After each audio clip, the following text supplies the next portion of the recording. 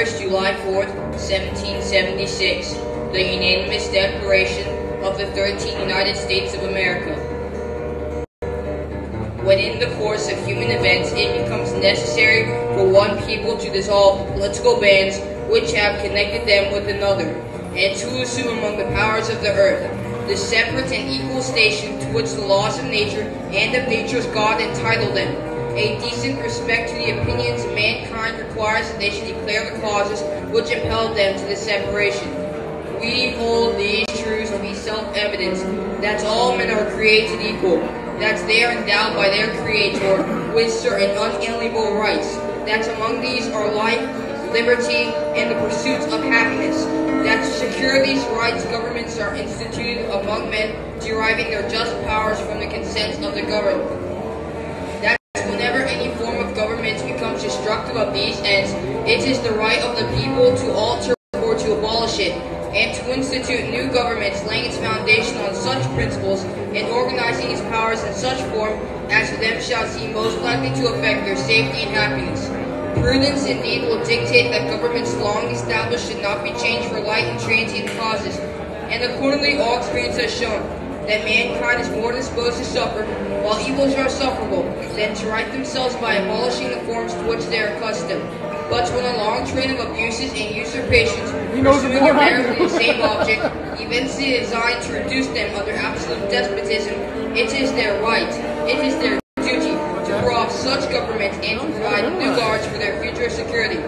Such has been the patient sufferance of these colonies, and such is now the necessity which constrains them to alter their former systems of government. The history of the presidency of Great Britain is a history of repeated injuries and usurpations, all having a direct object, the establishment of an absolute tyranny over these states. To prove this, let facts be submitted to a candid world. He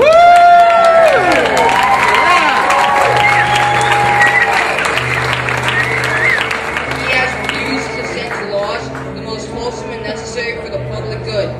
He has forbidden his governors to pass laws of immediate and pressing importance unless suspended in their operation, till his assent should be obtained, and when so suspended he has utterly neglected to attend to them. He has refused to pass other laws for the accommodation of large sections of people unless those people will relinquish the right of representation in the legislature, a right immeasurable to them and formidable to tyrants only. He has called together legislative bodies at places unusual, uncomfortable, and distant from the depository of their public records for the sole purpose of fatiguing them to compliance with his measures. He has dissolved representative houses, repeatedly foreclosing manly firmness his invasions of the rights of the people. He has refused for a long time after such dissolutions to cause others to be elected, whereby the legislative powers incapable of annihilation have returned to the people at large for their exercise, the states remaining in the meantime exposed to all the dangers of invasion from without and convulsions within. He has endeavored to prevent the population of these states for that purpose, obstructing laws for the naturalization of foreigners, refusing to pass others to encourage the migration thither, and raising the conditions of new appropriations of lands. He has obstructed the administration of justice by refusing his assent to laws for establishing judiciary powers. He has made judges dependent on his will alone for the tenure of offices and the amounts of payment of their salaries. He has erected a multitude of new offices and sent to their swarms of officers to harass our people and eat out their substance.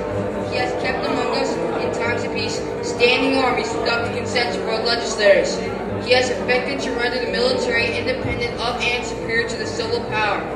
He has combined with others to subject us to a jurisdiction foreign to our Constitution and unacknowledged by our laws, giving his assent to their acts of pretended legislation. Yeah!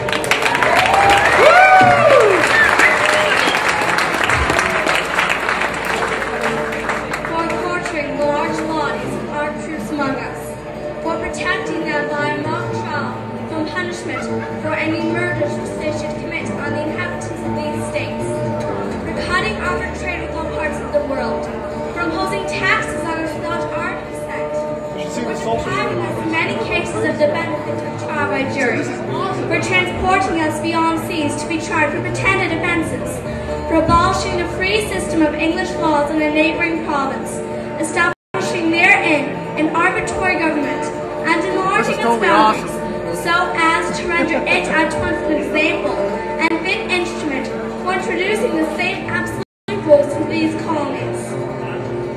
For taking away our charters, abolishing our most valuable laws, and altering fundamentally the forms of our governments. For suspending our own legislators and declaring themselves invested with power to legislate for us in all cases whatsoever. He has abdicated government here by declaring us of his protection and waging war against us. He has plundered our seas, ravaged our coasts, burnt our towns, and destroyed the lives of our people.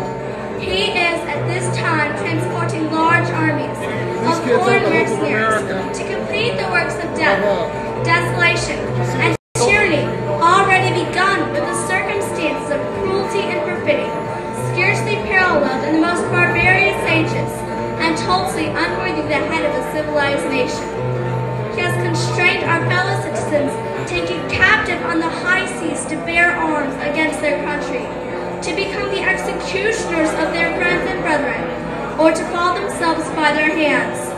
He has excited domestic insurrections amongst us, and has endeavored to bring on the inhabitants of our frontiers, the merciless Indian savages, whose known warfare is an undistinguished destruction of all ages, sexes, and conditions.